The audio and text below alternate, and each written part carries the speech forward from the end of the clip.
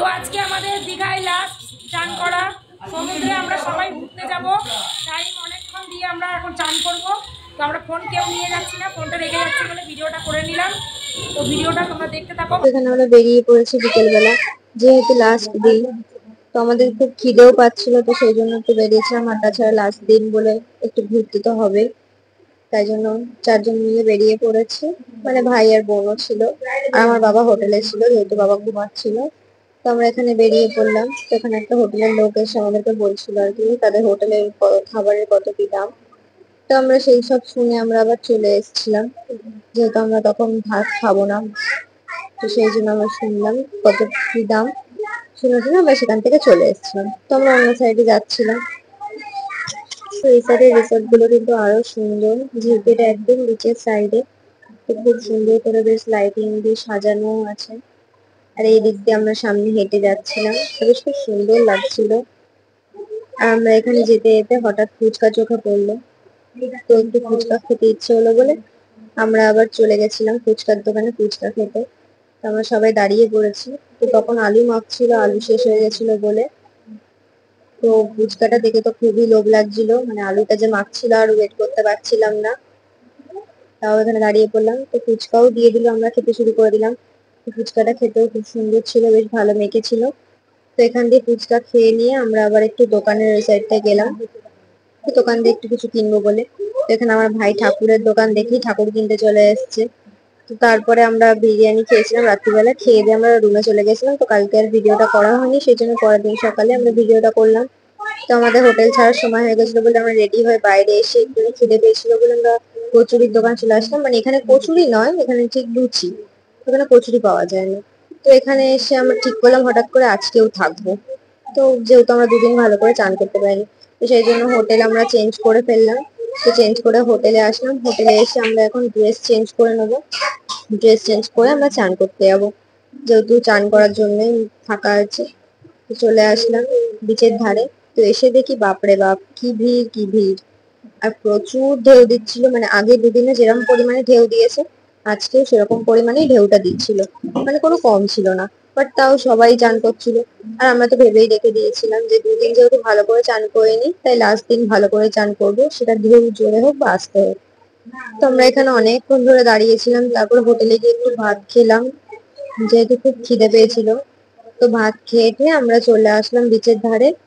তো এসে দেখি এত ভিড় বলে, তো আমরা এক সাইডে দাঁড়িয়েছিলাম, ভাবছিলাম যে নামবো কি নামবো না। নামবো তো অবশ্যই, বাট তাও একটু ভাবছিলাম যে কি করব। এখানে আমার ভাই ঠাকুরটাকে সাথে করে নিয়ে যাচ্ছে। তুমি কি করতে এসছো বিচে? ওটা কি ঠাকুর?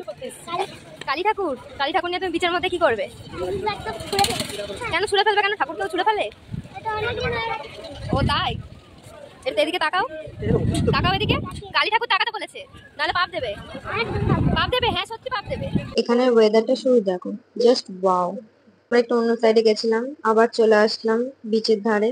তো এখানে এসে আবার কিছুক্ষণ একটু বসেছিলাম, দাঁড়িয়েছিলাম। তখনও ভাবছিলাম যে কি করবো, এত জলের স্রোত এসেছিল। তো আমরা কাল থেকে চান করবো ভাবছি বন্ধুরা, এত জলের তোর যে আমরা চান করতেই পারছি না, নামতেই পারছি না, এত ভয় লাগছে।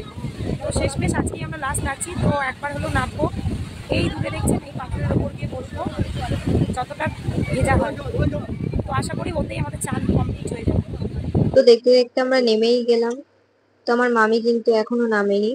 আমি, মা, মামা, ভাইকে আর বোনকে নিয়ে নেমেছি।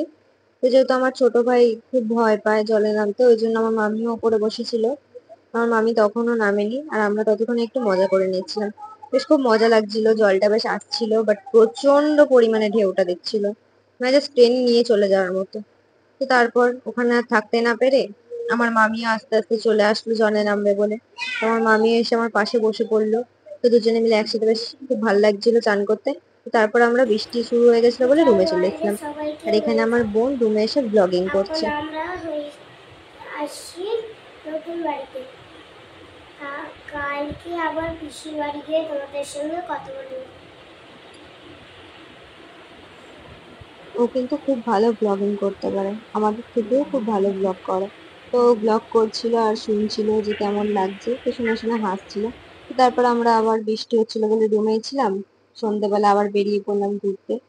তো একেবারে ঘুরে নিয়ে রাতে ডিনারটা নিয়ে তারপর আমরা হোটেলে আসবো। তো এই যে উঠে পড়লাম টোটোতে। তো এখন চলে যাবো বিচের ধারে। তো ওখানে গিয়ে আমার বোন গাড়িতে উঠে গেছে গাড়ি চড়বে বলে। তো গাড়িগুলো চড়ছিল আর আমরা ওখানে দাঁড়িয়ে ছিলাম।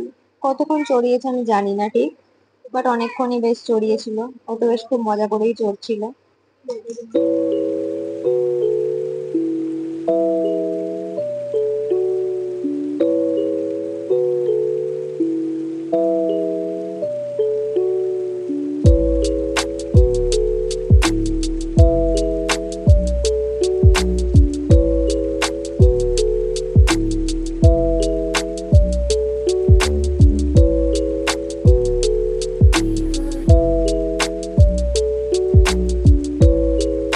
তো গাড়ি চড়া হয়ে গেছে।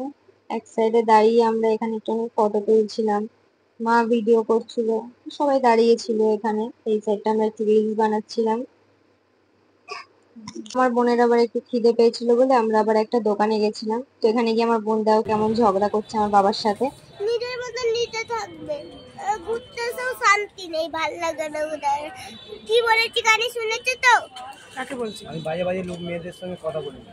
কথা বলতে হবে না। বাজে বাজে মেয়েদের সঙ্গে এ নাও, মানে নাও। ওখান থেকে আমার বোনকে ম্যাগি খাইয়ে আমরা চা খেয়ে বেরিয়ে পড়লাম হোটেলের উদ্দেশ্যে। আর দেখো জাহাজটা কত সুন্দর, আমি ভালো করে ভিডিওটা তাও নিতে পারিনি। তো আজকে ভিডিওটা এই অবধি। ভালো লাগলে like comment share and subscribe করে দিও।